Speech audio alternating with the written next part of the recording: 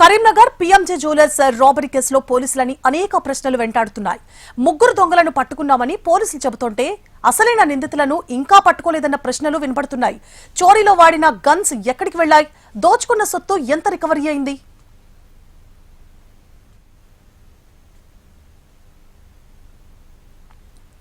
తెలంగాణలో సంచలనం సృష్టించిన కరీంనగర్ పీఎంజే జ్యువెలర్స్ దోపిడీ కేసులో పోలీసులు 11 రోజుల కష్టం తర్వాత ముగ్గురు నిందితులను అరెస్ట్ చేసినట్లుగా ప్రకటించారు. కేసు ఇంకా దర్యాప్తు దశలోనే ఉందని, మరికొందరు నిందితులను పట్టుకోవాల్సి ఉందని కరీంనగర్ సిపి గౌస్ ఆలం తెలిపారు. జులై సినిమా స్టైల్లో దొంగలు ఒకరికొకరు పరిచయం లేకుండానే వచ్చి చోరీ చేశారు. బీహార్ జైల్లో ఉన్న సుబోధ్ సింగ్ అనే మాస్టర్ మైండ్ ఈ ఆపరేషన్ కు ప్లాన్ వేసి అక్కడి నుంచి నియంత్రించినట్లుగా పోలీసులు చెబుతున్నారు. చోరీకొచ్చిన 5 దొంగలు వివిధ రాష్ట్రాలకు చెందిన వారని తేలింది. దీంతో 20 పోలీసు బృందాలను బీహార్, మహారాష్ట్ర, పశ్చిమ బెంగాల్, జార్ఖండ్ సహా తదితర ప్రాంతాలకు పంపి కొంతమందిని అదుపులోకి తీసుకున్నారు.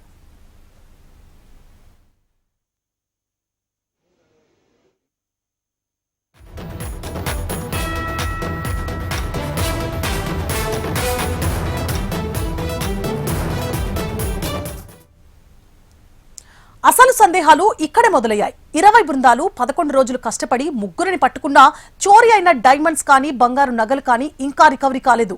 చోరీలో నేరుగా పాల్గొన్న దొంగలను ఇంతవరకు పట్టుకున్నారా లేదా అన్న ప్రశ్నలు వినిపిస్తున్నాయి. అరెస్టు చేసిన వారి ఫిట్నెస్ తో చోరీకి వచ్చిన వారి ఫిట్నెస్ పూర్తిగా తేడాగా ఉండడంతో అసలైన దొంగలు ఇంకా బయటే ఉన్నారా అని సోషల్ మీడియా వేదికగా జనం అడుగుతున్నారు. అయితే చోరీకి నేరుగా వచ్చిన 5 మాత్రమే కాదు, బ్యాకప్ గా మరో 7 సహాయం చేశారు. మొత్తం 13 మంది ఈ చోరీలో పాల్గొన్నట్లు చెబుతున్నారు. సో ఇంకా పట్టుకోవాల్సిన నేరస్తులు చాలా మంది ఉన్నారు.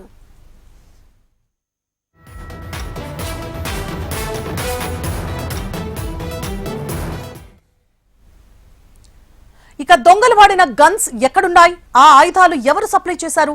ధర్మపురి గోదావరి వద్ద విడిచిపెట్టిన బైక్ మినహా మిగిలిన వాహనాలు ఏవి స్వాధీనం చేసుకోలేదు. అరెస్టు సమయంలో కేవలం 50,000 నగదు మాత్రమే స్వాధీనం చేసుకున్నట్లు ప్రకటించారు. అసలైన దొంగలను ఎప్పుడు పట్టుకుంటారు?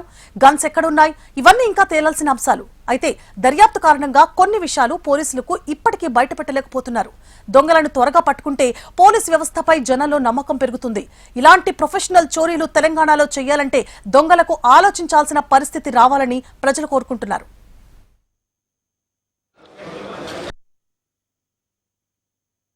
రాష్ట్ర వ్యాప్తంగా సంచలనం సృష్టించిన పీఎంజే జ్యువెలర్స్ కేసుని పోలీసులు ఛేదించారు. న్యూటోరియస్ క్రిమినల్గా గోల్డెన్ థీఫ్గా పేరున్న సుబోధి గ్యాంగ్ బీహార్ జైలు నుంచి ఈ దొంగతనాన్ని ఆపరేట్ చేసినట్టుగా పోలీసులు గుర్తించారు. సో మరిన్ని వివరాలు కరీంనగర్ సిపి గౌసాలం నాతో ఉన్నారు. సార్ నమస్తే. సార్, సుబోధి గ్యాంగ్ కేసుని, ఈ దొంగతనాన్ని పూర్తిగా ఆపరేట్ చేసినప్పుడు జైల్లో ఉన్న సుబోధిని ఎందుకు పట్టుకోలేకపోయారు? అతను జైల్లోనే ఉన్నారు.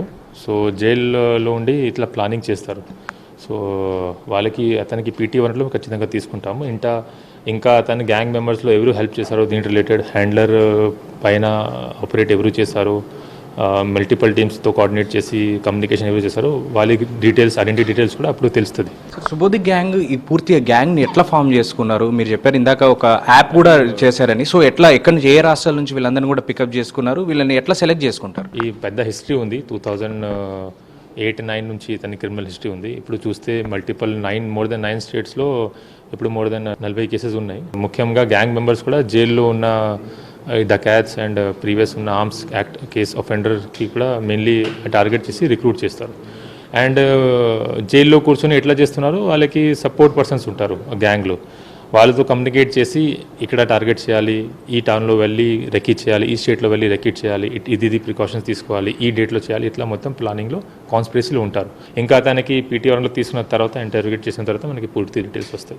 సార్, అంటే ఈ ఇష్యూలో ఒక యాప్ కూడా యూజ్ చేశారు నేరస్తులు అని చెప్తూ ఉన్నారు. ఈ యాప్ అంటే ఈ టెక్నికల్ సపోర్ట్ ఎక్కడి నుంచి వస్తుంది? అది ఈ జనరల్ యాప్, వాళ్ళు స్పెషల్గా ఏం యాప్ చేయలేదు. జనరల్ యాప్ మన ఫోన్స్లో కూడా డౌన్లోడ్ చేయవచ్చు.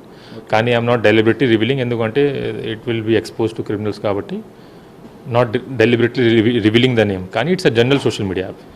ఈ కేసులో ఇప్పటివరకు 3 మాత్రమే పట్టుకున్నారు. సో 50,000 మాత్రమే వాళ్ళ దగ్గర నుంచి రికవరీ చేసినట్టు చెప్తూ ఉన్నారు. సో అసలు చోరీ అయిన సొత్తంతా ఎక్కడ ఉంది? ఎవరికైనా అమ్మేశారా? ఏంటి పరిస్థితి? డిస్పోజల్ చేసిన టీం వేరే ఉంది కాబట్టి వాళ్ళకి పట్టుకున్న తర్వాత కొద్దిగా క్లారిటీ వస్తాయి.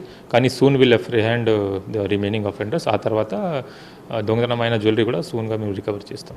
సార్, ఈ చోరీతో ఒక విషయం అయితే బయటపడింది. కామన్ మ్యాన్ పోలీసులకు కొంత సపోర్ట్ చేయడంలో ఇబ్బంది పడ్డారు. అట్లాగే జ్యువెలర్స్లో కూడా సెక్యూరిటీ ల్యాబ్స్ కనబడుతూ ఉన్నాయి. ఏం చెప్తారు ఈ విషయంలో? మెయిన్లీ సెక్యూరిటీ ల్యాబ్సెస్ జ్యువెలరీ షోరూంలో ఇంకా ల్యాబ్సెస్ కూడా ఉన్నాయి, ప్లస్ ఇంకా ఇంప్రూవ్మెంట్స్ చేయవచ్చు. దీని రిలేటెడ్ పాయింట్స్ మేము అనలైజ్ చేస్తాము. తొందరగా వాళ్ళతో మీటింగ్ పెట్టుకొని అవేర్నెస్ చేస్తాము. ఇది కాకుండా హోటల్స్ లాడ్జెస్లో కూడా ఎట్లా సెక్యూరిటీ పెంచాలి, వాళ్ళు కూడా బయట నుంచి ఎవరైనా షెల్టర్ తీసుకుంటే ఏమేమి ఐడెంటిటీ డీటెయిల్స్ అడగాలి, ఫోన్ నెంబర్ ఎట్లా వెరిఫై చేయాలి, దీని రిలేటెడ్ కూడా సెపరేట్ అవేర్నెస్ సెషన్ జరుగుతుంది.